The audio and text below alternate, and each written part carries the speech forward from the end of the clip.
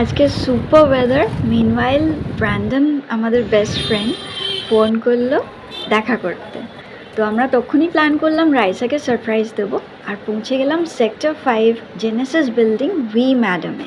রাইসার অফিসের ঠিক নিচে, তাই ওর একটু কনভিনিয়েন্ট পড়ে, ওপরে চলে যায় কাজ করতে আবার নিচে চলে আসে খেতে। ভি ম্যাডামে পৌঁছে একটা সেলফি তুলে রাইসাকে পাঠিয়ে দিয়েছি। রাইসা এলো কপচাতে যে মিড উইকে আমাদের খেয়ে দিয়ে কাজ নেই, আমরা ওকে সারপ্রাইজ দিতে এসেছি। ওর কাজ আছে কিন্তু কাজ ফেলে ওকে আসতে হয়েছে আমাদের সঙ্গে দেখা করতে। ওপর নিচ করতে করতেই ওর টাইম যাবে, না তো ভালো করে এনজয় করতে পারবে না তো কাজ। রাইসার ধাঁধানি খেতে খেতে আমাদের খাবার সার্ভ হয়েছে। আমরা একটু ইভিনিং স্ন্যাক চাইছিলাম, something light. I wanted French ফ্রাইজ।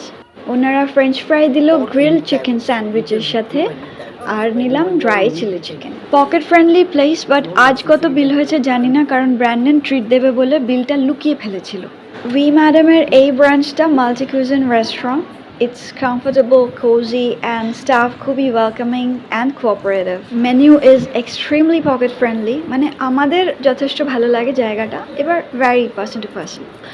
আমি 4 স্টারের রেকমেন্ড করবো, বিকজ যখন ফ্রেঞ্চ ফ্রাইটা ফুল চাইলাম বললো আলু বাড়ন্ত, তাই স্যান্ডউইচের সঙ্গেই আর কি একটু ম্যানেজ করে দেবে।